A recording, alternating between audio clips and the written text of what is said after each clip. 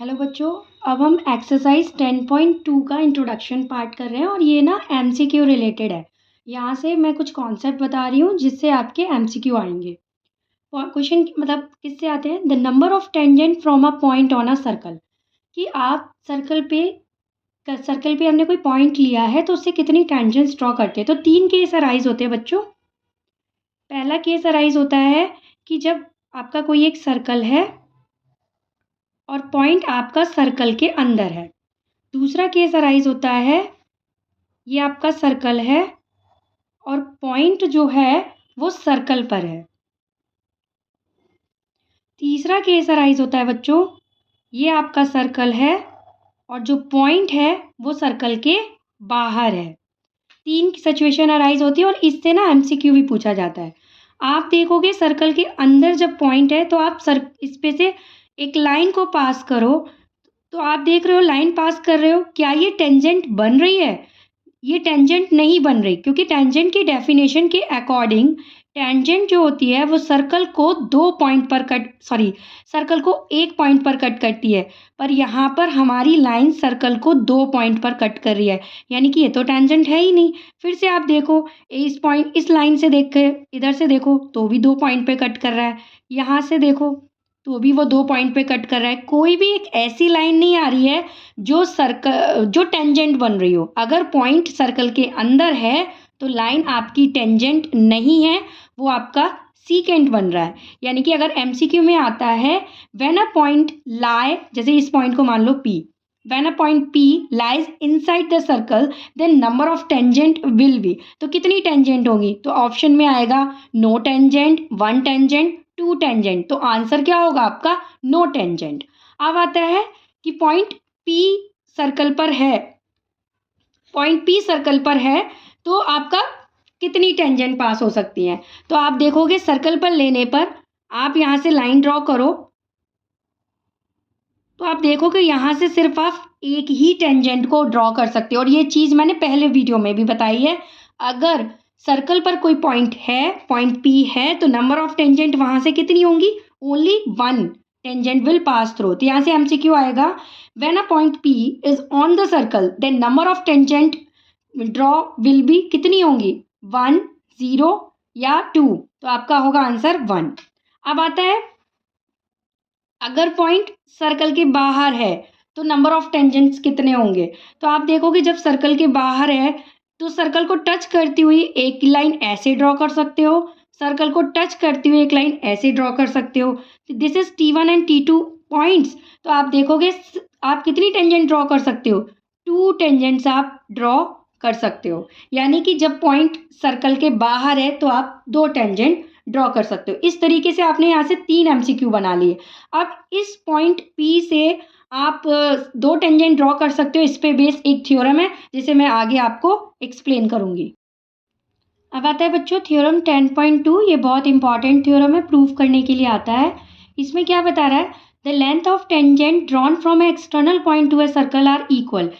ये कह रहा है कि अगर आप एक सर्कल ड्रॉ करते हो और उसमें आप एक पॉइंट लेते हो जो एक्सटर्नल है, यहाँ पर है, उससे जो टेंजेंट बनती है, उससे टेंजेंट कितनी बनती है? 2। मैंने अभी जस्ट इससे पहले बताया था आपको 2 बनती हैं। तो इसे माना T1 और इसे माना T2। तो ये कह रहा है कि जब हम एक्सटर्नल पॉइंट से सर्कल पे टेंजेंट ड्रॉ करते हैं तो ये टेंजेंट की जो लेंथ है, मतलब PT1 जो है वो PT2 के इक्वल होती है।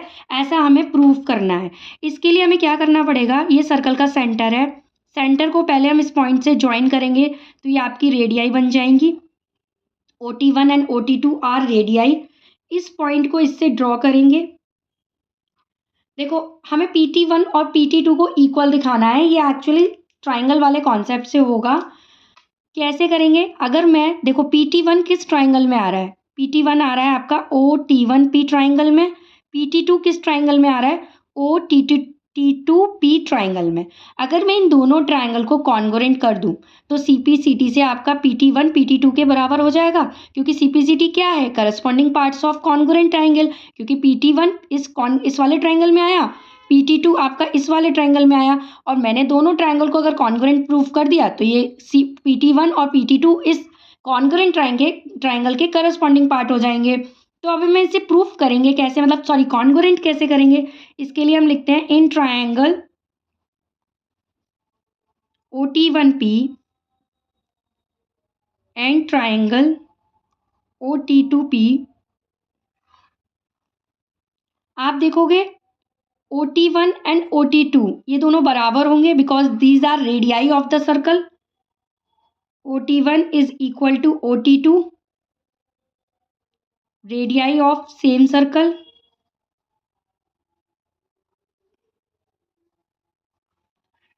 फिर आप देखोगे OP equal to OP common,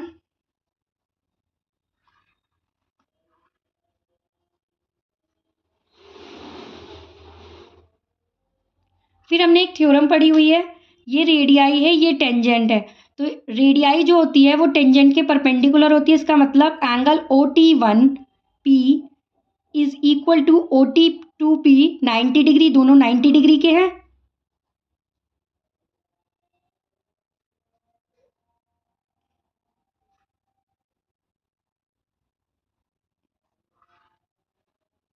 यानी कि हम therefore triangle OT1P is congruent to triangle OT2P।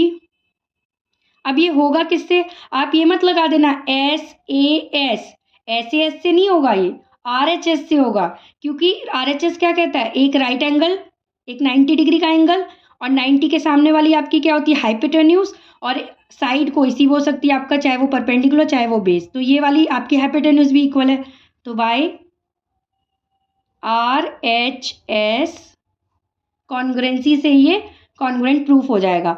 और ये देखो PT1 और PT2 ये क्या है, कॉन्ग्रुएंट ट्रायंगल के करस्पॉन्डिंग पार्ट्स हैं, तो therefore PT1 is equal to PT2 by CP/CT।